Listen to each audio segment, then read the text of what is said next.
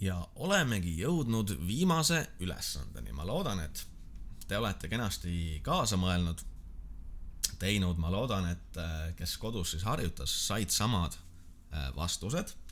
Ma loodan, et kes ei harjutanud või kes sai teised vastused, siis nendest videodest on saanud aimu ning kui need videod on vaadatud, proovib enda teadmistega need ülesanded uuesti läbi lahendada, et ta saab need samad vastused, sest kui te selle tööga saate hakkama, siis kontrolltöö ei ole teile mingisugune probleem. Nii. Ja viimane ülesanne on minu arust kõige lihtsam ülesanne. Seda saab teha erinevat moodi, nagu enamike matemaatika ülesandeid. Vaatame nii-öelda kõige lihtsamad kõigepealt. Meil on siis A. Kumb on suurem? Kas see või see? No, ega siin lihtsalt ei tohi pakkuda, me peame päriselt aru saama, miks kumb on suurem.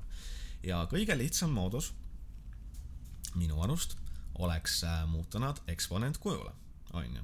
Ehk siis logaritm alusel 5 8-st, me võime kirjutada ümber, on ju, et ütleme mingi 5 astmes mingisugune x, on ju, on võrdne 8. No, ja meil on mingisugune nii-öelda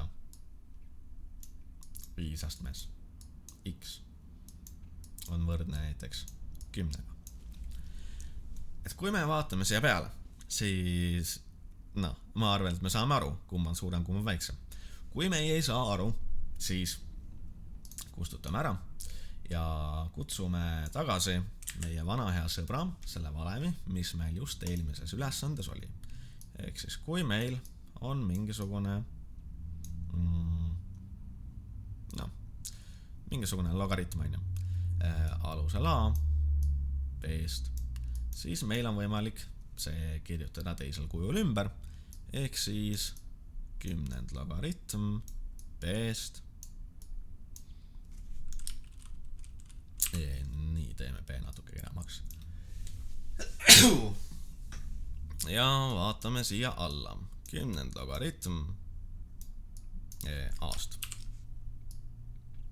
Okay. Ja rakendame seda valemit, et saada kätte kõiksugu asjad, mis me tahame. Ehk siis, võtame selle esimese, on ju. No, et seda nii-öelda välja arvutada, mis me teeme. Võtamegi siis sellise asja nagu 10 logaritm 8-st jagatud 10 logaritm 5-ga ja saame ligikaudu selle väärtuseks. Nii, mis asja? No, ütleme 1,28. Nii, vaatame järgmist. Teeme sama asja, ehk siis 10 logaritm kõigepealt 10-st ja 10 logaritm 5-st. Nii, ütleme siis 10 logaritm 10-st jagatud 10 logaritm 5-st. Ja mis tema siis tuleb? No, mingi 1,43. No ilmselgelt meie näeme, et see alumine ehk tema on suurem, mis tähendab, et meie kena vastus olekski, et logaritm alusel 5 10-st on suurem kui logaritm alusel 5 8-st. See oleks vastus. Ja lahendame selle teistmoodi ka. Teeme kohe selle normaalse valemiga, et siis äkki see jääb rohkem käppa.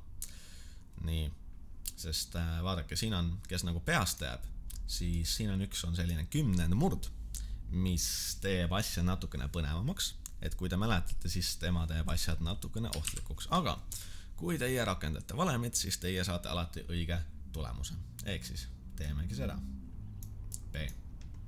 Võtame esimese ehk siis kasutame seda valemit, kirjutame tema ümber 10 logaritm 0,8 jagatud 10 logaritm 0,5-ga. No siia ette ka ainu. Nii, log 0,5. Pistame arvud kalkulaatorisse sisse ja vaatame, mis tema meile annab. No see on ligikaudu 0,32. Teeme sama asja sellega ja vaatame. 10 logaritm 5 on võrdne sellise asjaga nagu 10 logaritm 0,5. Ja tema annab meile tulemuseks palju. Nii. Ohoh. No see läheb lausa täitsa negatiivseks. -2,32. Ehk siis, kellel oli meeles see õudusjutt 10 murdudest, tema sai võib-olla isegi ilma peale vaatamata aru, aga meie saame siis oma vastuseks öelda, et logaritm alusel 0,5 0,8 on tõesti suurem kui logaritm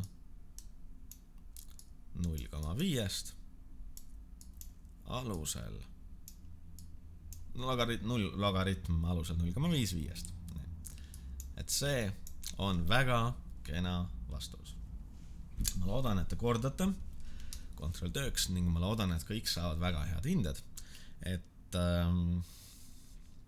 see töö tuleb selles suhtes ajastatud, et see toimub tunniplaani järgselt.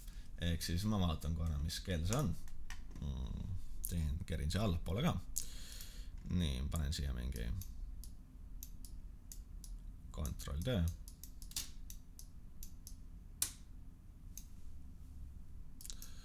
Nii, kontrolltöö. Et see toimub siis kolmapäeval, mis ta on 8.08.04 ja teie tund hakkab 9.55. Nii. 9.55 kestab kuni 11.10. 11.10. Ehk siis sellisel kellaajal on teil võimalik seda kontrolltööd teha.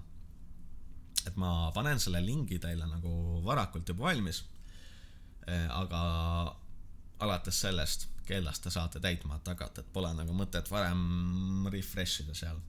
Ja sellisel kellal ta läheb kinni, et kui kell nagu läheneb nii-öelda sellele mingi 11.10, siis isegi kui teil on mõned ülesanded veel lahendamata, ma soovitan töö ikkagi esitada, sest kui, ma ei tea, kell on näiteks 11.11 on ju, ma olen selle küsimustiku kinni pannud ja te esitate oma töö siis te ei saa oma tööd esitada. Et kindlasti palun jälgige seda lõpu tähtaega, et 75 minti on siis aega, nii nagu tavalises tunnis. Ja ma loodan, et teil õnnestub see väga hästi.